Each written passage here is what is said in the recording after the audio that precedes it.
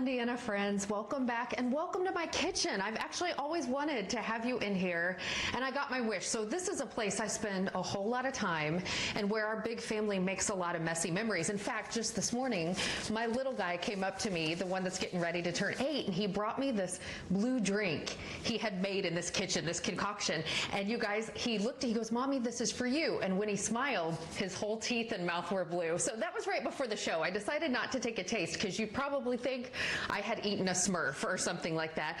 So we do lots of cooking in here. Today for you, I'm making these Ikea Swedish meatballs. We announced yesterday that they had released this recipe since we can't really go into the stores, so we could try the meatballs at home.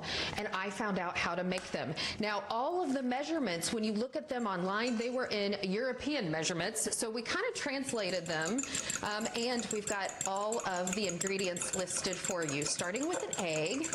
And since these are Swedish meatballs, there's just a few different things about them. So I like to mix all of the liquids first. So that was just a few tablespoons of milk. And then you add in some chopped onion. Now I like to go ahead and put my onion in a bag and I keep it diced in the freezer for easy meal prep, since we do so much cooking, so I kind of keep it in cup measurements in there. But that's about like one small onion. And then this recipe contains lots of garlic, which you all know I love. Let me get the right end there. And I hope you do too. So lots of garlic goes in there. Let's do this number. Okay, and then some breadcrumbs. Now I'm kind of using a mix of regular breadcrumbs, and then I found gluten-free panko breadcrumbs, and I tend to like panko breadcrumbs a little bit better because they're really fluffy, and I think they make for great meatballs. So you mix that together, some pepper in there, and then a mix of ground beef. This is the part where it gets fun, okay? I know like raw meat isn't the best on live TV, but this is real life right here. So maybe put some gloves on, get your hands in there, do this number. There you go. This is kitchen therapy right here. So you've got this mixture of pork and ground beef. This is how their Swedish meatballs go.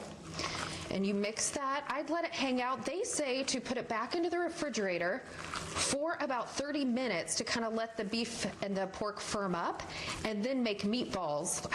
I use a cookie scoop actually when I do these meatballs, but you get the idea. So put that in the refrigerator and then you'll take it back out, and trust me, it'll be a whole lot easier to make meatballs than you see in my hand right now. But you've got it right there. Now, if you want to follow me over to the range, I have got the meatballs already going for us. Here's what you do. You're gonna put them in a skillet. You start to saute each side, and then you're gonna put them into the oven. Now quickly, I'm gonna come over here and show you how to do a roux, because I heard I just have 1 minute left. So this is a mixture of butter and flour, because these are made with a sauce. So this is the cream sauce that goes over. So then we whisk in some vegetable stock, some beef stock. This is the fastest I've ever mixed a roux, you guys. Beef stock, veggie stock, heavy cream. I never said these were healthy, just so you know. But that's okay. All right, heavy cream in there, and then a couple teaspoons of soy sauce. And a teaspoon, this is like probably the magic ingredients you wouldn't have guessed are in there. A teaspoon of Dijon. If you wanted it a little spicier, you could probably put a little more of the Dijon in there. Now, as we keep whisking that, the flour, there's flour and butter in a roux, and that helps it thicken up. Okay, so that's the cream sauce. I would do that. I would keep stirring it for another few minutes, but I know I gotta let you go. But let me just show you what happens when we put this cream sauce over the meatballs. This is what you got when you go to Ikea. Swedish meatballs and cream sauce. I actually think that looks amazing. I haven't tried it with the cream sauce just yet. And confession, Mike, I never venture into Ikea. I've been twice. I got lost the second time. It feels a little too overwhelming for me and my personality. Yeah, so I couldn't find the exit. So I just tend to kind of stay away from the place. The same thing happened to me. I got in there, and then once you go in the beginning and you can't get out, and you got to go through every department in order to get out.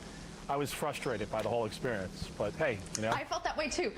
But now that, you know, if I had to go there for these Swedish meatballs, I might do that. Yeah. And then I'd leave. Yeah, well, you can eat right up in front, so that's good. All right, Anessa, it looks Yeah, good. that's right.